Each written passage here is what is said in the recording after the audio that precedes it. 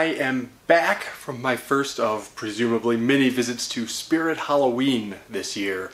The Halloween season is officially upon us and my shopping has begun. I figured I would take this opportunity to show off a couple of the things that I've purchased, do a sort of mini review of some of those things, and there's one in particular that I think most of you are interested in seeing. So let's have a look at what I've got.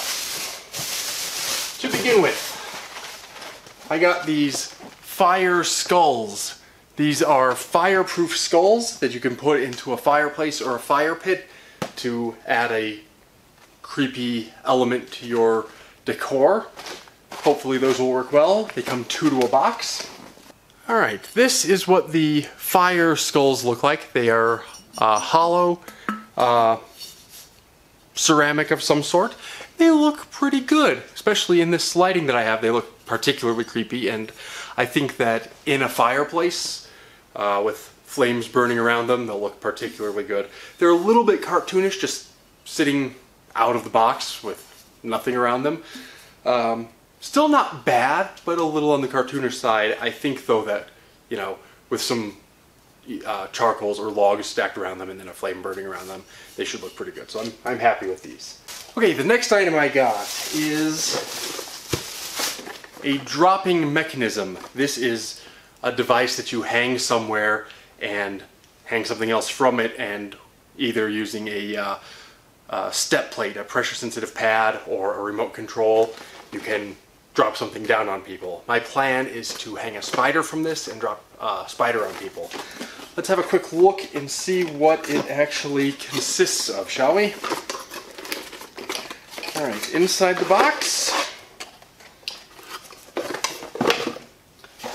there is a cable, which is for a sensor, and then there's the mechanism itself. Looks like it's battery power, various inputs, and there's a strap. You can hang the device around a board. It also has a hook mechanism, so you can hang it from a screw or a nail, and the dropping mechanism itself is a hook here. I'll try it out later on and you can see how it works when I hang a spider from it, but it looks like it should get the job done, so I'm pleased with that. In addition to the dropping mechanism, I purchased a set of remote controls, or rather one remote control with various connectors for the different devices like the dropping mechanism and the animatronics that Spirit Halloween sells. Looks like from a single remote control I can operate as many as 4 of the Spirit Halloween props all at once, so that'll be a nice feature.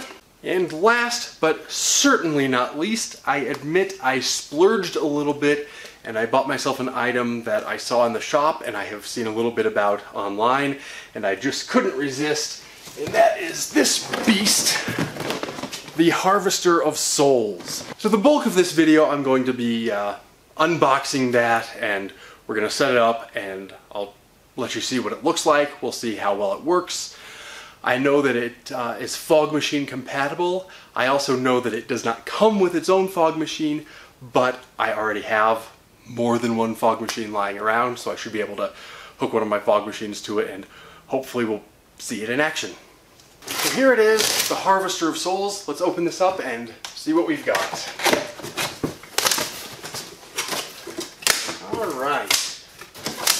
Like lots of parts. I'm going to take everything out carefully. Alright, so what do we have? We have here the victim, the harvester, instructions, and this will be the hose for connecting up to the fog machine. Alright, let's carefully unwrap everything, lay the pieces out, and I'll see about putting it all together.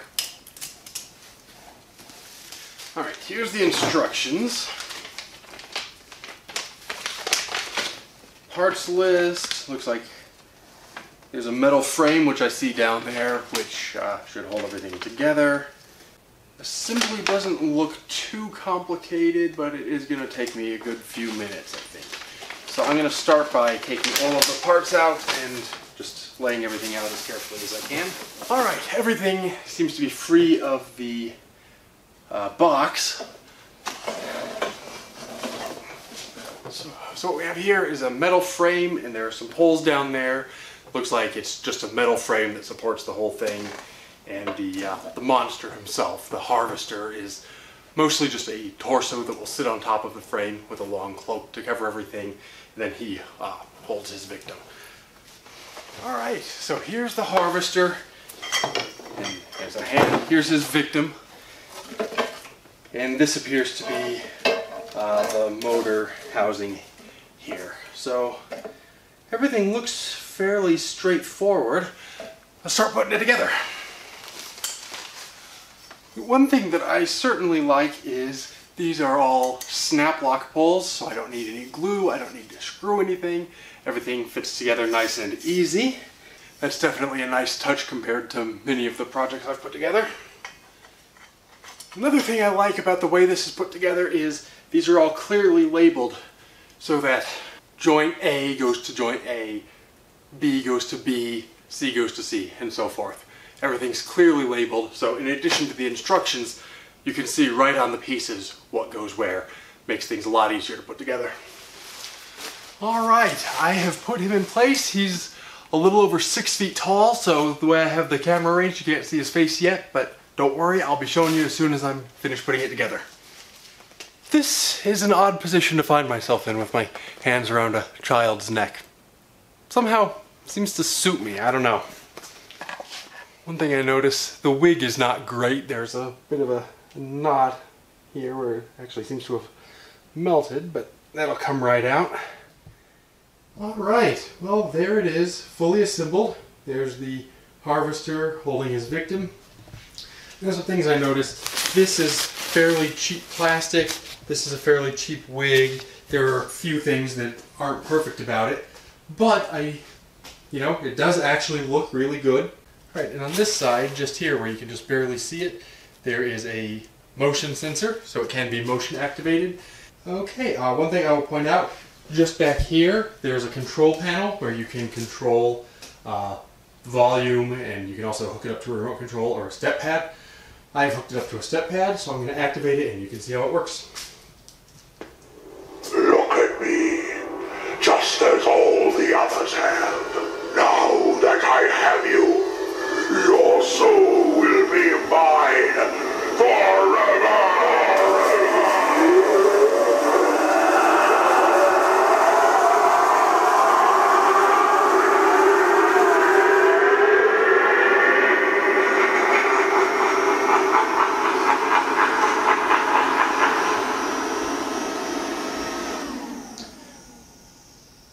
Alright, so that's what it does. As you can see, it's a good, impressive prop anyway, but in my opinion, the thing that really makes it worthwhile is the fog machine, which is an extra expense. It doesn't come with it. I don't think this would really be worthwhile without it, so if you do decide to get one of these from Spirit Halloween, make sure that you either already have a fog machine or Spirit Halloween sells them, or you can buy them elsewhere. It is compatible not only with their own brand, but with whatever brand that you want. So there it is, the Harvester of Souls and his victim, and that's the first of my Halloween shopping for the year, but I'm sure it's not the last. Until next time then, take care and stay scared.